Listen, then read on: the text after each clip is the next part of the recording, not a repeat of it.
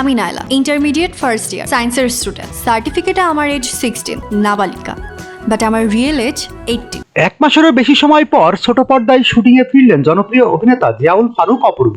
ছাত্র জনতার সরকার পতনের আন্দোলনে স্থবির ছিল শুটিং পাড়া। অবশেষে ক্যামেরার সামনে আবার হাজির হলেন জনপ্রিয় এই অভিনেতা। সম্প্রতি রাজধানীর উত্তরায় একটি শুটিং বাড়িতে নতুন একটি নাটকের শুটিংয়ে অংশ নিয়েছে অপূর্ব। রুবেল হাসান পরিচালিত নাটকের নাম অবসেন্ট মাইন্ড। এই নাটকটিতে অপূর্বর সঙ্গে জুটি বেঁধেছেন তানজিম সায়রা তটিনী। নাটকটির পরিচালক রুবেল হাসান বলেন, অপূর্ব ভাইয়া অনেকদিন পর শুটিংয়ে ফিরলেন।